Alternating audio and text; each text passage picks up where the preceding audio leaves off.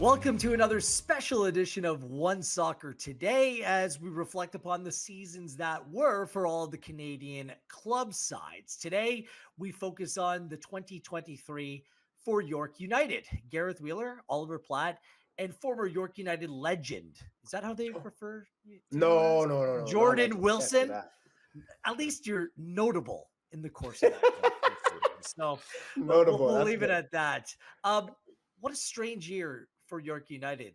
Some really good moments, but some tumultuous times as well. The club taken over by the Canadian Premier League back in the springtime, a season that came with a lot of unpredictability both on the field and off it. But through it all, it was good enough, the performance on the field, to make the playoffs. 38 points overall in 28 games, making the playoffs for the second time in club history. Difficult away travel considering they're dealing with a number of injuries throughout the campaign, especially at the end of the year as well. Went to Pacific and suffered a hard luck loss 1-0 to Pacific in that game. Paris G, it would have been an audacious overhead kick, a bicycle kick at the death. He was narrowly offside. Would have been one of the greatest finishes in Canadian Premier League history, but it wasn't to be.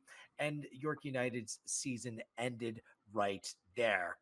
It's time to give them a grade. As I said, some really good stories on the field and some really difficult ones as well. Let's reveal on the count of three, gentlemen, the grade that we're giving for York United in 2023. 1, 2, 3. B, you guys are very difficult graders. We've been A C harsher plus than and a you C lately. plus and a B. Okay, let me start here. I'm giving them Start with a a B B. because I think that they overachieved considering what they were dealing with. The uncertainty off the field, like that seeped its way onto the field. There was no denying that. And through it all, I thought they were a highly entertaining side. Martin Nash had his team playing a very attacking brand of football. And it was kind of an us against the world mentality. And I think it worked for this team. Yeah, maybe it wasn't always, just a B or even an A in terms of performance on a week-to-week basis. But through it all, I can't knock the players and the staff and what they were able to achieve despite some real difficult obstacles that were put in their way. Jordan, you're a former player. Let's go to you first. Am I being unreasonable? Am I being too nice to York United? I get your perspective, Wheels, but I think it was an average season. I think they dealt with a lot that was thrown at them well. But I also think we'll get into it a bit later, like the disappointing times. I think also their great times making the playoffs in that position. I think it's a C plus. Look, a C plus is not a bad grade. That was around my average in university, and I'm proud of my degree that I have. Nothing wrong Like with a C plus is average. It's average. You get A. That's like a 2.7. Like you take that. But I think that's also a fair grade off of the year because they had high times in terms of wins, and that's one thing I will congratulate this team for is that in the past, even the 2 years that I played, when we played well but made a few mistakes, it ended maybe with 1 point. But York United this year found a way when they did well or even okay, they still converted it to 3 points, which was huge. Right. So they were all or nothing literally to the T. So when it wasn't working, it was abysmal and they lost matches. But they found a way when it was good, and sometimes not even great, they still got the 3 points. And I think that's what had them in the end and in the playoff run. But Wheels, this is also a team, because there's 5 this year, that end up getting that 5th place spot. But in years past, would have missed out on the playoffs as well. For me, that's why I couldn't give them a B. I think finishing in the top half, maybe, finishing 4th, you can get a B or B minus, but then I also have to look at it. They're also 4 points off of a number 2 spot. That's how close it was at the end of the season. So I could see why a B minus would be there, but a C plus and B minus, there isn't much difference for me there. At the end of the season, heading into the end of the season, they were right there. Then they completely capitulated in losses to Valor, Pacific, and Cavalry, but they got it back together in those final two games, minus a ton of regular players. That's why I'm trying to give them some credit here. Ollie, you gave them C plus, same grade as Jordan. Explain yourself. Well, I agree with the sentiment that they had, a really difficult set of circumstances with obviously the ownership transitions and just some of the things generally we've seen with York United, frankly, over the first few seasons. They had to battle through that. I think there's a lot to admire in the way they did that to still make the playoffs. And I do have a lot of respect for that, so I want to give them some credit, which is why there's a plus on my C. But at the same time, you also have to just look at it on paper. Like 5th out of 8, it's not an exceptional year. They lost more games than they won. They had a -9 goal difference. There were moments where this team was as frustrating as any in the league, just in terms of their consistency and their ability to, play well one week and then next week look like the worst team in the CPL. That I think was very frustrating to watch at times with York United. But look, overall, they battled through it. They got in the playoffs. They were good in that playoff game. So I think there's plenty to take credit from as well. And they played back-to-back 3-3 draws against Atletico Ottawa and Forge, two of the more exciting games of the season as well. In terms of star performers, who's atop your list, Oliver Platt? Paris G is top of my list. I Well don't done. think this team was great defensively, to be honest with you, partially due to some of the absences, injuries they had that affected that area of the pitch. But I think it could have been an absolute disaster at the back if not for this player. His ability to play right back, left back, centre back. He played all across the back line over the course of the season. He was consistent. He was healthy. Like I don't know that this season looks the same if they don't have him, as adaptable as he was, playing the role he did and contributing in the way he did over the course of the season. So it's the type of player that every team needs, just someone you can rely on every week in multiple positions. I thought he had an excellent year for them. Jordan, who for you? Ollie's so right. Playing with PSG, you look at him as a right-sided player, maybe is competent enough to play on the left side. Never in a million years would I say he would go and play center back or center mid, and he did that well. Martin Nash had no choice but to trust someone, and he trusts PSG, and that was the best decision he made all season. So I could totally understand where Ollie's coming from. I'm going with another name though, and Kevin Dos Santos, just because when I played with him, he came in halfway through the season. Played around 14 games. You could see that he had something about him. He worked hard. He's a hardworking winger. Loved to take players on 1v1, but there wasn't an end product. There weren't goals, which is how you're judged as an attacking player. This season, on the contrary, 6 he put past keepers and big ones as well. That Ottawa goal lives rent free, right? Where in a lot of Ottawa players' minds, because that was the one that really sealed the deal and took them out of the playoff race. But he stepped up in big moments and really found that quality. So I also think if they were to play 2-3 games more, even if it was a longer season or going into the playoffs, that he would have been a guy to score a 7th or an 8th just because of the form that he was achieving towards the end of the season. And York needed that attacking quality. They had a lot of attacking players, but they weren't in form. I think Kevin Dos Santos found his form this season and found his form at the right time. So for me, he'll take the cake as most important player. Right. I like both those picks. I'll fill out the podium here. It was a difficult year in the midfield for York with Adekubi not fit, with Gagnon Laparé. When he played, he was great, but he was in and out of the team. Brem Samaro was outstanding for this team. One of the goal of the year candidates at Forge as well. I think he's a really interesting talent. So I want to give a shout out to Samaro as well. Disappointment. Let's not shy away. There was plenty of disappointing elements of the York United season, but what was the most disappointing for you, Ollie?